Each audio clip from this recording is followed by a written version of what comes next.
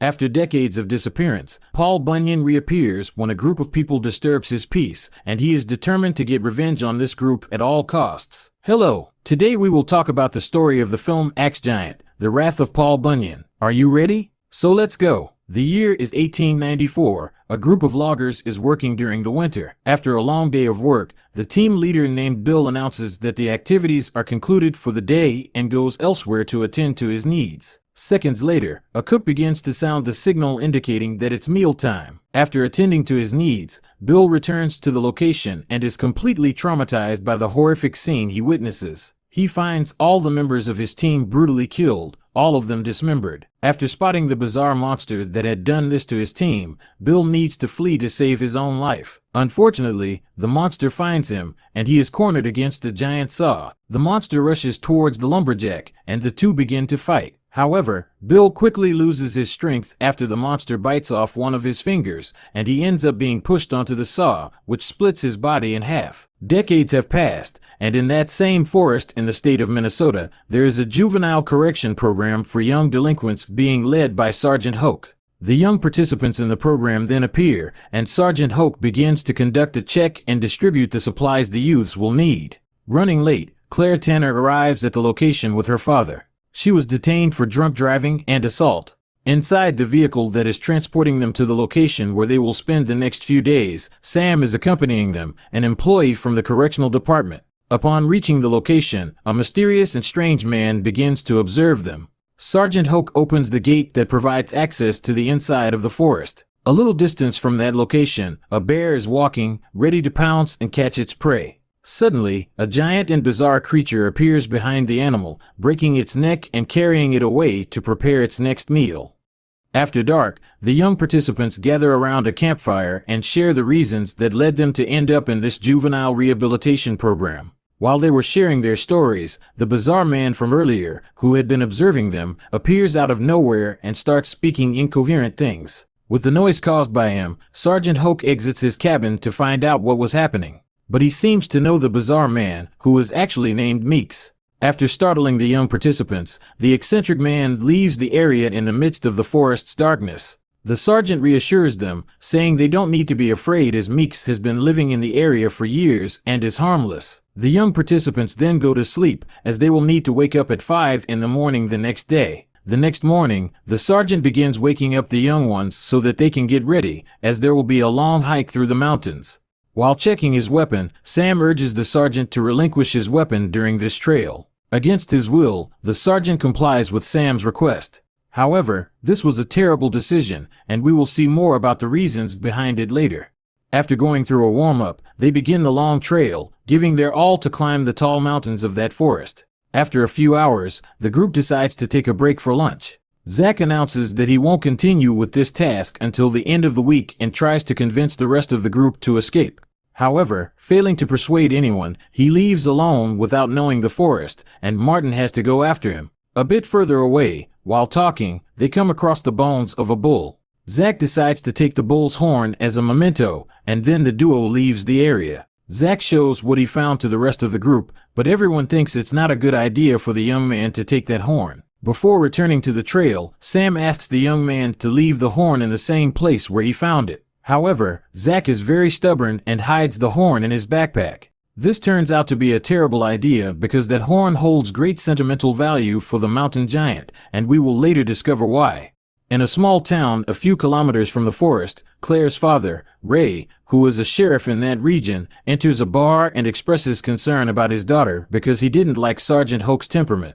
However, the bar owner reassures the sheriff, saying that her niece has been in this program before, and Ray doesn't need to worry. Afterward, the man leaves the place. Back in the mountains, when the giant realizes that they took the horn, he is shocked and lets out a scream so loud that it can be heard by the group even though they are miles away. Startled by the eerie sound, they think it might be a mountain lion. However, they don't pay much attention to the noise and continue the trail. After walking for a few more hours, they pause one last time, and while resting, they hear a very loud sound of footsteps approaching. The giant had found them. Distracted while messing with her phone, Trish doesn't notice the noise. As everyone looks surprised at the giant creature that appeared behind the girl, she is split in half after receiving a fatal blow from the monster. Trying to draw his weapon, Sergeant Hoke realizes he left it in the cabin, and the only remaining option is to run from the humanoid creature. In desperation, the group ends up splitting into two. One group consists of Hoke, Sam, and Claire, while the other has Martin, Zach, and Rosa. After attempting to strike the latter group, the giant accidentally hits his axe into a tree, causing a large branch to fall onto Rosa. Unable to move, she is lucky as the giant doesn't finish her off and instead goes after Hoke's group. Zach and Martin rush to help her. After running for a few meters, Hoke's group thinks they've managed to shake off the giant, but they are surprised when the humanoid beast appears right in front of them.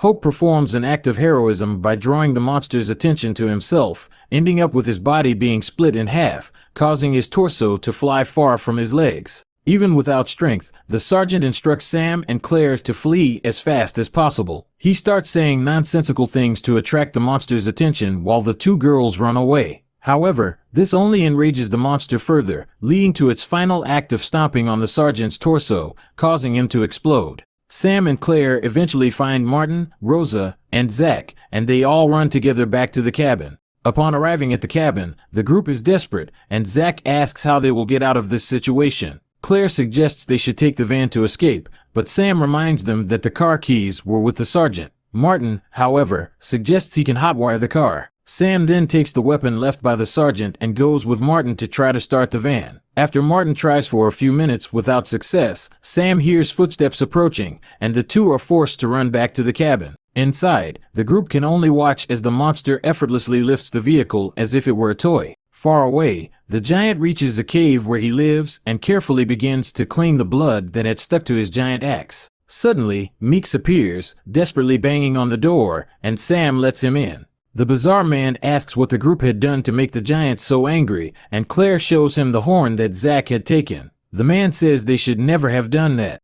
As night falls, Meeks begins to recount the story of Paul Bunyan, explaining that he was born with a rare condition that would make him grow much larger than normal, live much longer, but always retain the mind of a child. He also shares that during that time, competition among lumberjacks was high, and food was becoming scarce as animals were fleeing the area. There, Bill and his men were in search of a meal. They were following the trails left by a wounded animal, Paul Bunyan's friend named Baby, the blue ox. On that day, Baby had fallen into a bear trap and was severely injured. Upon noticing the lumberjacks, the animal charged at the group, but Bill hit Baby in the eyes, causing the creature to die instantly. In search of his friend Baby, Paul Bunyan found him lifeless, serving as a meal for the lumberjacks. Enraged by the killing of his only friend, Paul grabbed his axe and ruthlessly tore the lumberjacks apart, cutting each one ferociously. Bill, the lumberjack, had the worst death of all, being split in half by the giant saw. After this, Paul Bunyan ran tirelessly but was eventually found by the townspeople who were searching for him. Paul was then tied up and thrown into an old mine loaded with dynamite with the intention of sealing him inside. However, Paul managed to escape the mine and fled to the mountains, carrying with him the sacred remains of Baby. On the mountaintop, he created a sanctuary for his only and true friend. There, on that mountain, Paul Bunyan continued to grow larger each day, leading a relatively peaceful life. However, everything changed after the group of young people took the object that held great sentimental value for Paul. Meeks states that they won't be able to escape until they return the horn to where it was found. Zach then takes the horn and begins shouting, asking the giant to leave them alone, and throws the horn into the forest. But after the young man turns his back and returns to the cabin, the horn is thrown back, hitting him squarely in the middle of his back. Seconds later, Paul pulls Zach by the legs, dragging him into the forest. Inside the cabin, Meeks suggests that they might be safe now that the giant has the horn back and warns that they need to leave at first light. In his habitat, Paul Bunyan is sharpening his axe because this time there will be no forgiveness. He will pursue all those who stole his most valuable possession. Sheriff Ray, Claire's father, receives a radio alert about a bear sighting near where his daughter Claire is, and he heads towards the location. At dawn, Meeks goes to get the truck to get everyone out of there. Upon arriving at the location, the sheriff is completely horrified by the giant footprint he finds on the ground, along with the Sergeant Hoke's broken body. Back at the cabin, while everyone is distracted, the giant appears with his axe and hits the roof of the cabin, narrowly missing Claire. After completely destroying the house, Paul grabs Rosa by the feet and throws her into a tree, breaking her bones and causing a fatal injury. Sam manages to shoot the monster at a critical point, rendering it momentarily helpless and causing it to drop its axe. Outraged by the death of his friend, Martin grabs a tree branch and throws it at the creature in an attempt to injure it, but all he accomplishes is making the creature more irritated, ultimately surrounding the three. But before the monster can harm them, Sheriff Ray, Claire's father, appears and begins shooting at the giant. The creature falls powerless onto the cabin, completely destroying it. As the group is fleeing the scene, the maniac Meeks appears with his shotgun, threatening the group not to alert the authorities about the giant Paul Bunyan. In desperation and trying to defend the group, Martin grabs Meeks' shotgun. However, in a foolish move, he points the gun at his own abdomen. Without a second thought, Meeks shoots Martin, who falls to the ground almost lifeless. The sheriff attempts to draw his weapon, but Meeks warns him not to. Martin manages to utter a few words before dying seconds later. The sheriff then manages to distract Meeks, making him turn his back to the giant. As Paul Bunyan rises, he throws his axe in their direction, but the sheriff narrowly avoids it. Unfortunately for Meeks, he is not as fortunate, and his head is severed from his body. The three remaining survivors, the sheriff, Claire, and Sam, flee to get the truck. Claire and Sam go in front, with Claire driving, while her father rides in the back with his rifle, ready to neutralize the giant as they make their escape. So, after covering some meters, the giant finds them and starts running after the three at a surprising speed, making Claire step hard on the accelerator. Ray doesn't waste time and begins firing at Paul, but he is very resistant, and even after being shot several times, he keeps running. After several attempts to hit the truck, Paul manages to hit and make the sheriff lose his rifle, and worse yet, almost making him fall to the ground. However, after a risky maneuver by Claire, the man manages to get back inside the vehicle. A silence begins to take over the place, and the group thinks they had shaken off the monster. However, upon reaching a curve, the group experiences an inexplicable scare as the giant managed to turn around and appear in front of them. But Claire advances towards the monster, which launches a blow at the vehicle and almost kills Ray.